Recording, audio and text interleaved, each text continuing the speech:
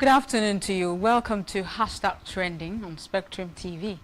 On Hashtag Trending, we bring to you everything trends, be it political, religious, entertainment, educational, sports, and just anything at all that is trending on the social media platforms, and we talk about it.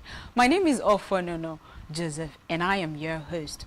Hashtag Trending also has an interesting package or segment called The Variety. Here we bring you some words to improve your daily vocabulary, did you know facts, quirky educative as well as funny trivia and inspiring quotes to guide and keep you focused on your goals. So now let's start. On entertainment, Nigerian rapper and actor Falz has come under fire on social media after making a controversial statement regarding fornication. Falz, whose real name is Falana, posted his controversial opinion on X that fornication is not a sin. While some supported his right to speak freely, many, particularly from religious circles, criticized him, referencing the Bible. Let's see some of the reactions.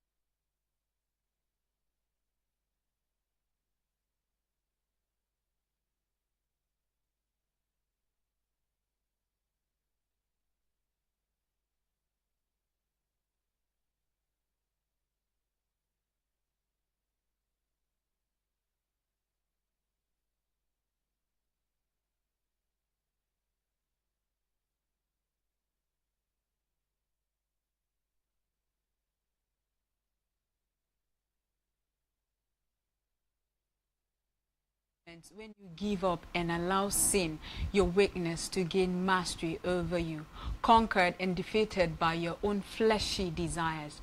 True Christianity is not for everyone. Only those who are ready to give up fleshy desires and pleasure can attempt to walk that path. YZ Foundation says fornication is not a sin, but soapy is a sin. Whatever that means, I don't know. And Taylor of Abuja says, have you seen this? At Eric Gugwa. Solomon Bucci says, fornication is a sin. You're wrong. The Bible is right. Marriage is honorable, bed undefiled.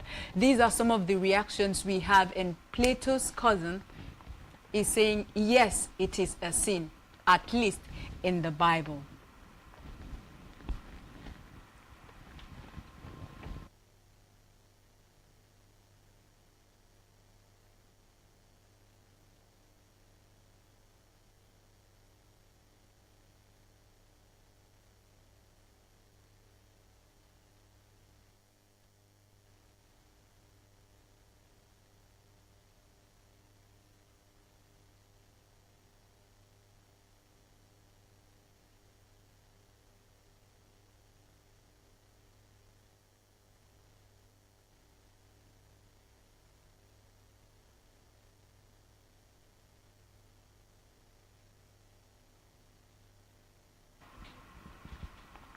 On this next one, we're going to see how EFCC are battling with Naira abusers. You know, the Okoya brothers are trending on X after a viral video shows them spraying Naira, sparking outrage over privilege and EFCC silence. Let's watch the video.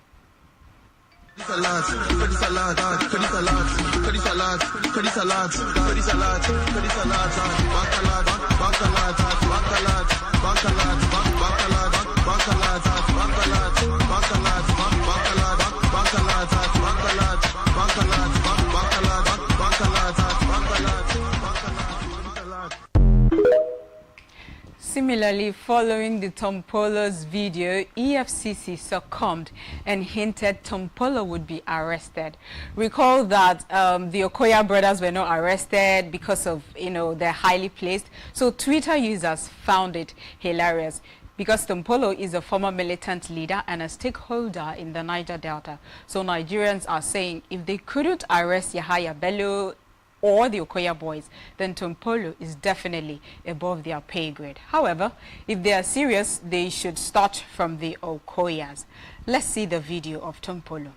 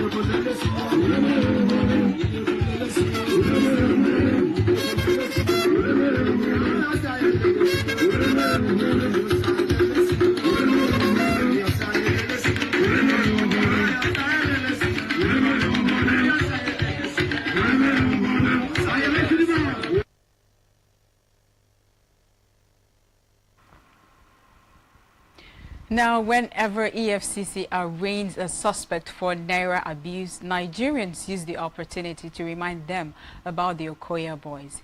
Here are the reactions to the EFCC telling Tompolo he is not above the law.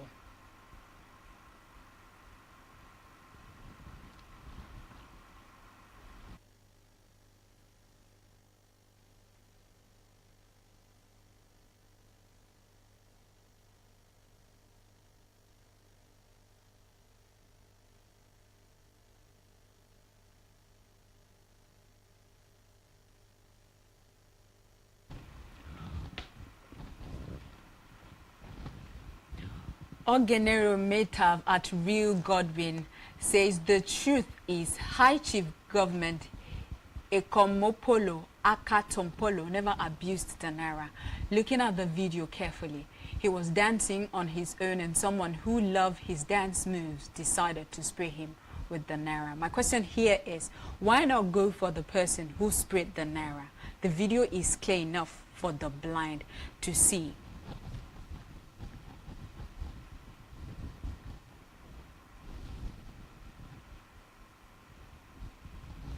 And Toby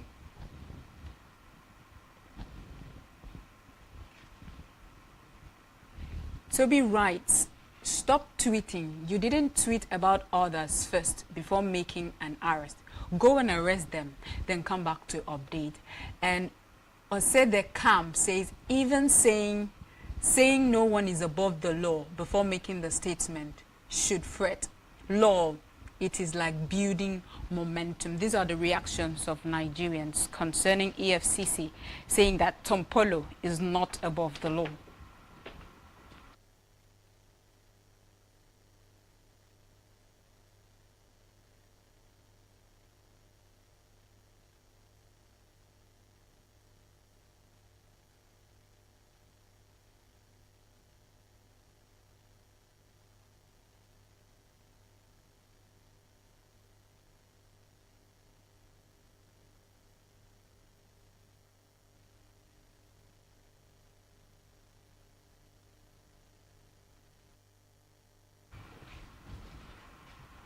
We move on to the international scene where the first group of 59 white South Africans classified as refugees by the Trump administration arrived in the U.S.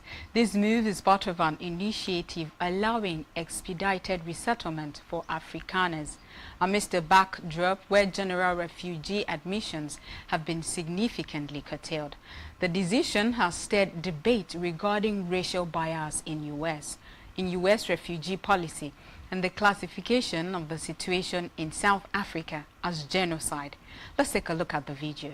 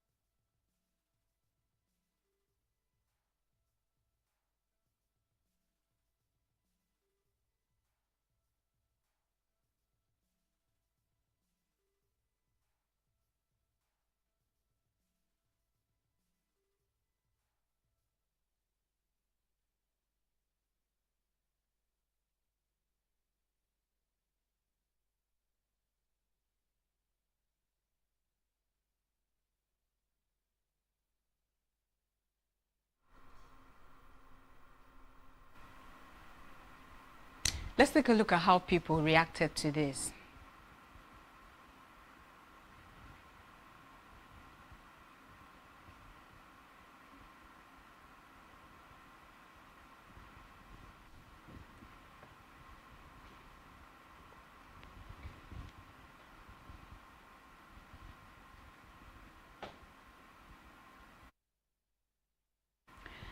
Nick Sorta writes, this is what actual refugee looks like. People fleeing a country, South Africa, which is actively trying to kill them simply because of their race, which in this case happens to be white. Welcome to the United States.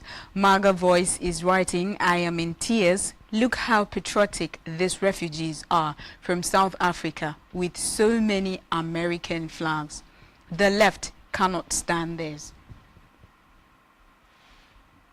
Alex Cole, I hate to break it to you guys, but there is no genocide of white people in South Africa. I think this is the first time I've ever seen refugees come into the United States and immediately and proudly wave the US flag. That's coming from Savannah Hernandez.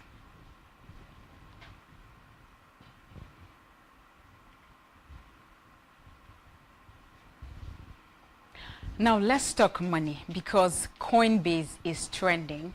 Coinbase, a prominent cryptocurrency exchange, has been added to the S&P 500 index, replacing Discover Financial Services.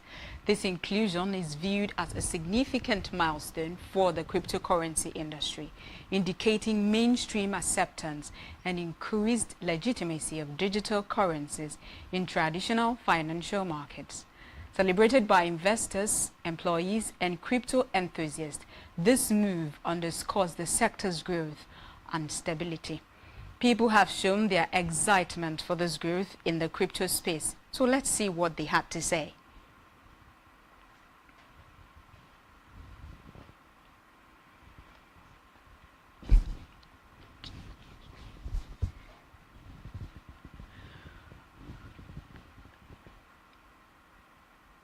Ash Crypto says just 2 years ago, every crypto company in US was getting sued or pushed to exit US because of the Operation Crypto Checkpoint under the Biden administration.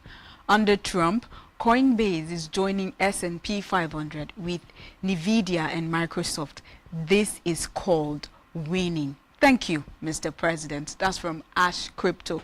And Watcher Guru says Coinbase CEO Brian Armstrong says the company just became the first and only crypto firm to join the S&P 500. This milestone represents what the true believers, from retail investors to institutional investors to our employees and partners, knew all along. That's coming from Watcher Guru.